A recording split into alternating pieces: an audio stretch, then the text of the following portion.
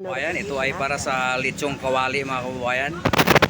Kaya grabe oh, lumalutong ang balat mga kababayan, maayos ni pagkaluto ni chef. Malakas kapag Wow, sarap.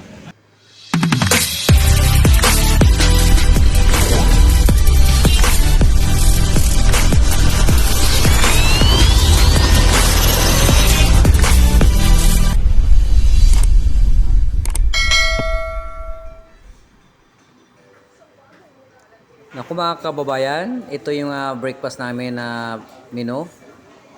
Siyempre fried rice, saka chicken adobo, saka gisadong opo to. May sahog na baboy. Saka pork tapa, yun, napakalambot ang tapa namin dito. Saka maling, siyempre sarap sa breakfast yan. Saka may pork tocino. Ang tocino namin nakalagay na sa salad dish para ibigay na sa customer. Tapos mayroon kaming pancit canton. Pancit canton. Tsaka sopas. Lugaw, tsaka fried egg. At tsaka hard-boiled egg. Siyempre mayroong cake na braso ni Mercedes tsaka chocolate. Tsaka may itlog maalat mga kabayan, masarap sa breakfast to sa sininga sa fried rice, nako. Tsaka crispy bacon. Tsaka ito naman yung lunch namin, no. Ito yung pork hamonado.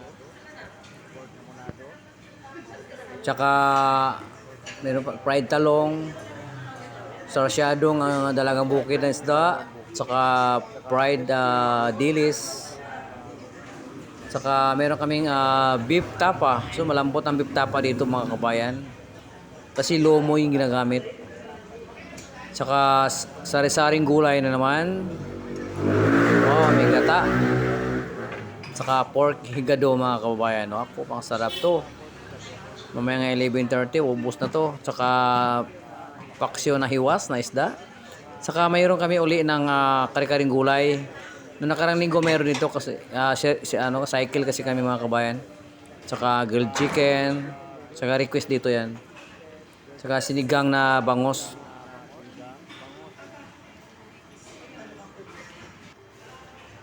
So ito yung kare-kare mga kababayan. Ano to? Crispy kare-kare. Buttered meat vegetable to mga kababayan. Buttered pig vegetable.